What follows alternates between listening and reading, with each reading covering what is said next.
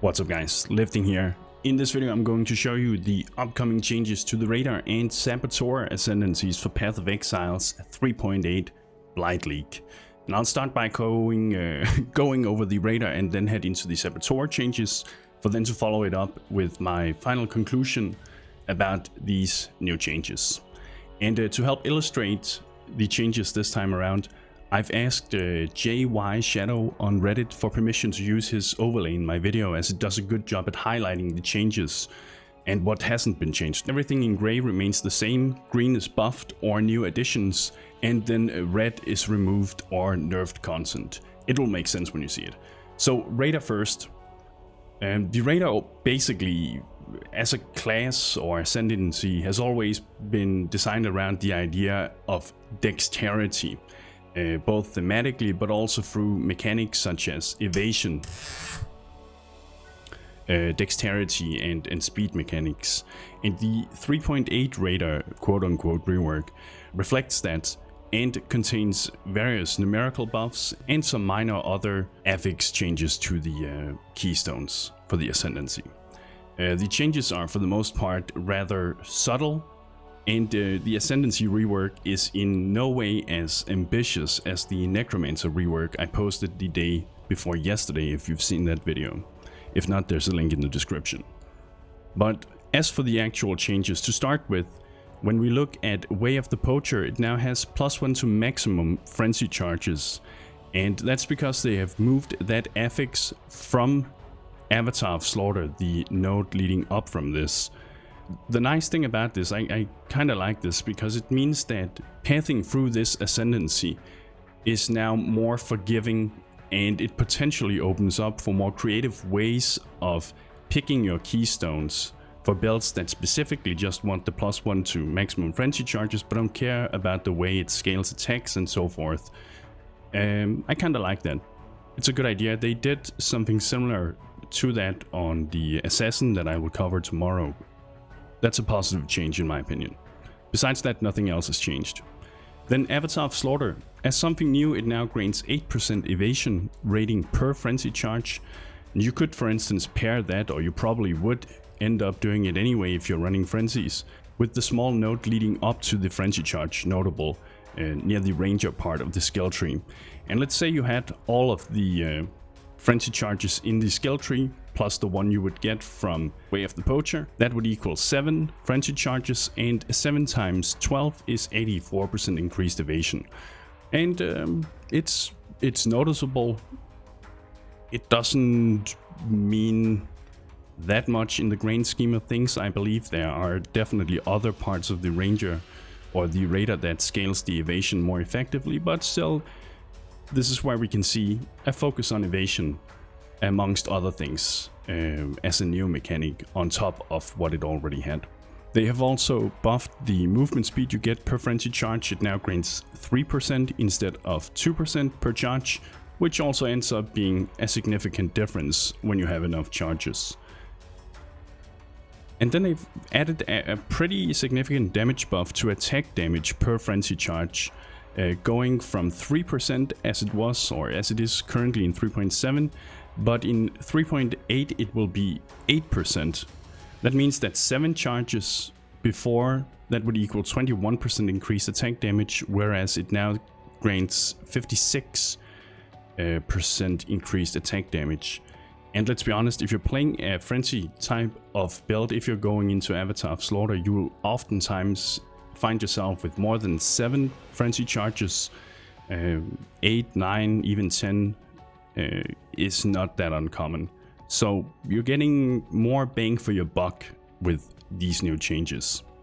If we take a look at Quartz Infusion, it now has the 40% increased elemental damage that Avatar Veil previously provided. So they've moved that damage increase further down to the 2-point node instead, and removed it from the later one. And instead of the old 6% change to dodge attacks, it now grants 10%. And for a mechanic like dodge that can otherwise be somewhat hard to scale, 4% extra here does make a difference. It is a nice, decent buff. It retains the original design of having the phasing at maximum frenzy charges and onslaught while phasing, and phasing on kill mechanics. There's a lot of phasing going on here.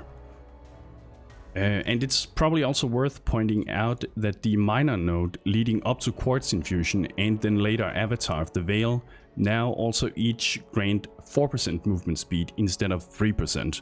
And it might sound insignificant, it's after all in total just 2% movement speed more, but in a game where speed has become increasingly ever important, even a few percent extra nodes make a difference, so yeah.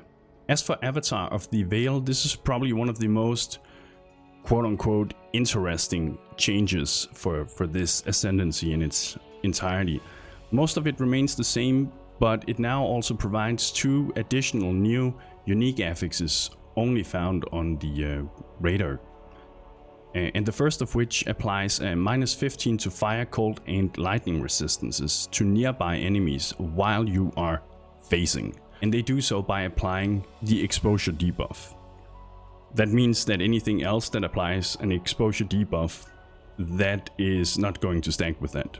That's why it specifically mentions exposure debuff instead of just reducing their elemental resistances. And the second thing that it adds, or the second new affix, is that enemies have a 15% reduced accuracy rating while you are also phasing, making it harder for them to hit you. Again, building a little on that idea of evading, but giving you a different type of mechanic to work with here. Instead of just increasing evasion, it now makes it so that the monsters have a harder time hitting you, not that you are better at evading them. But it effectively, in practicality, it becomes the same, pretty much. And these 2 new affixes are arguably relatively significant buffs to the Raider.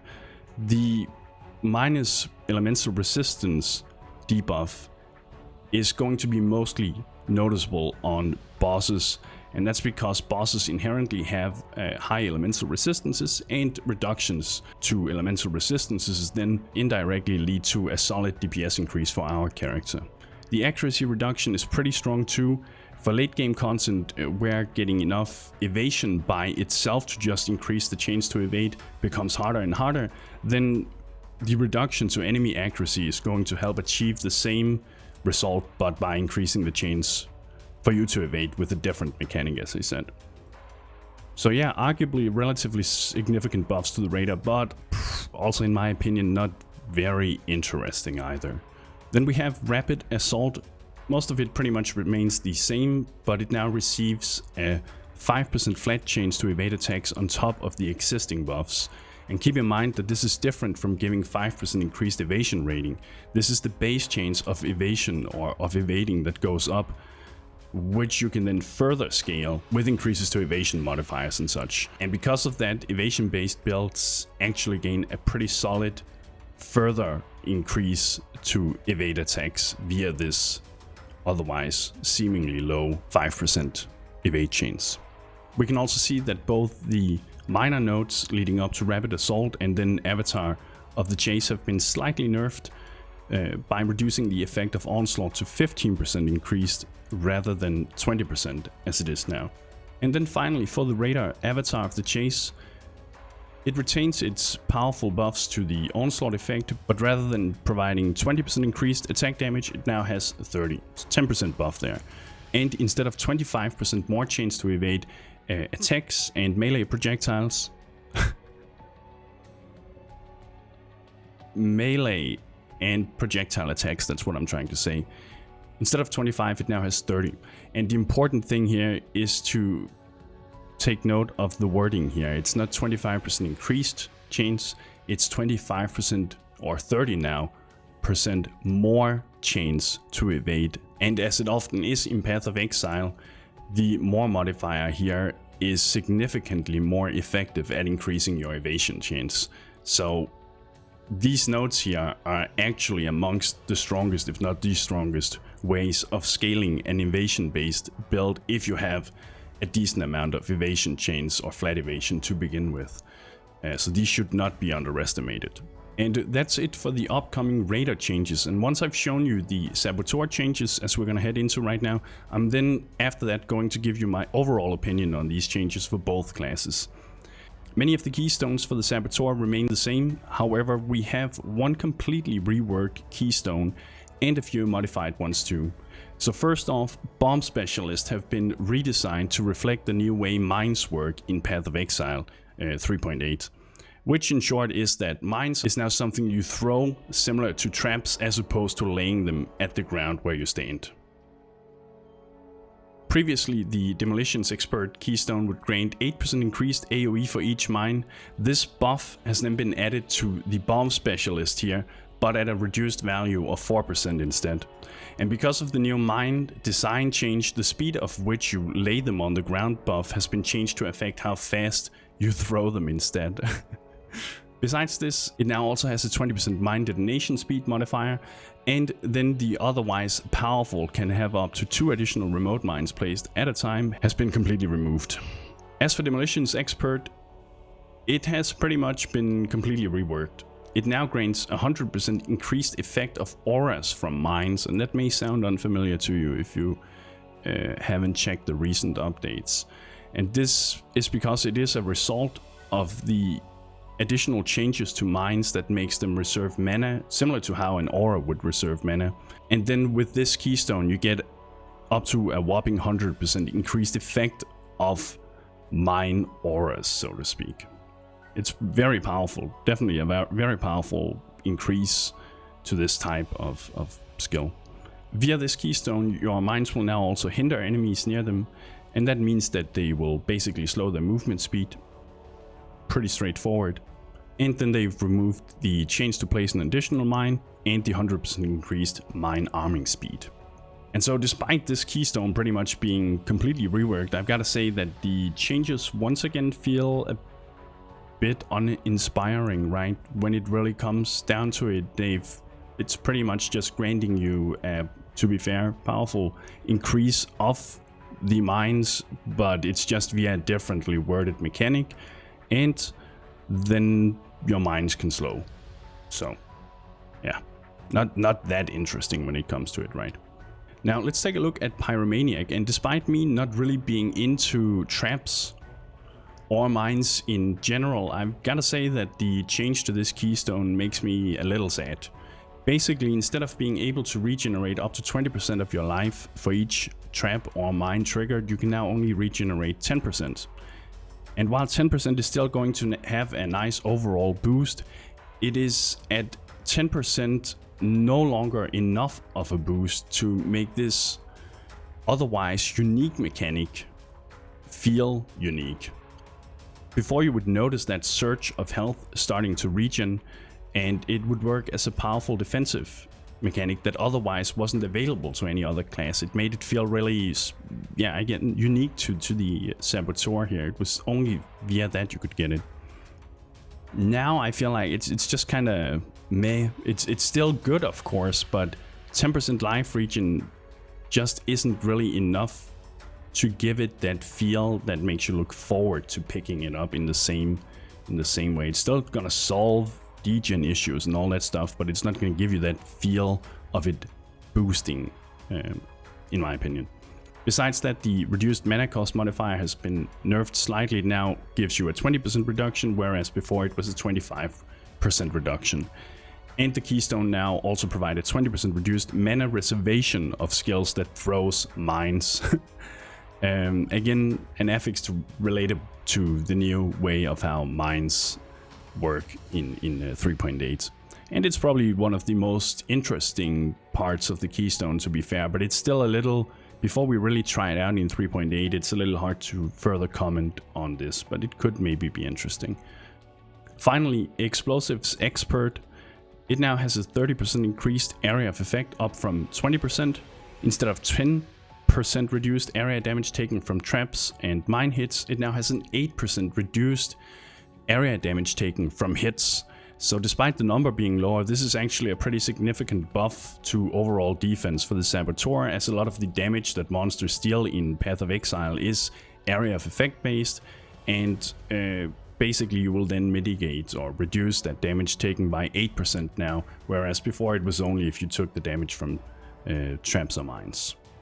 Then they've made it so that it has a 30% crit multiplier against burning enemies, which is a pretty strong damage buff if you are fighting burning enemies. And then it gains 80% increased critical strike chains against shocked enemies, and damage penetrates 10% of elemental resistances.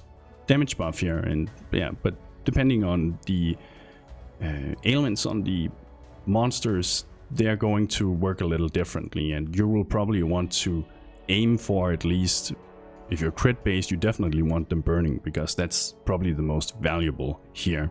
But the elemental resistance penetration is good too. They did remove the 20% increased area damage though, but if you are planning on the crit thing, then the 30% increased multiplier more than makes up for that, of course.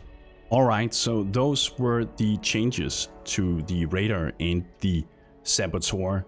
Let's talk a little about these things here. I'm going to give you my opinion on what I think about these.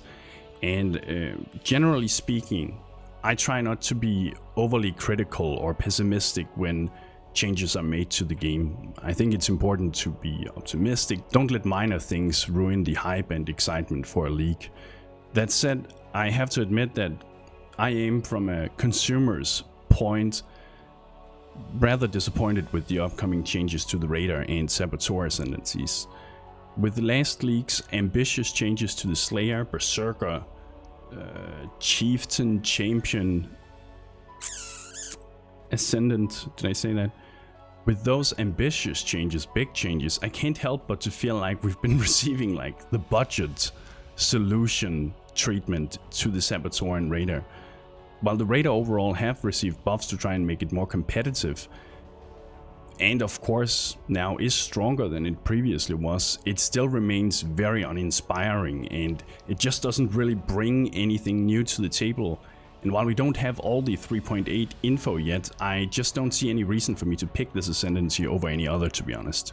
Sure, it synergizes nice with Frenzy charge heavy builds, and sure, the double damage or double effect from Onslaught, not to mention the powerful way of scaling evasion, it's great, but it's just pretty uninspiring. It doesn't really make me want to build around it.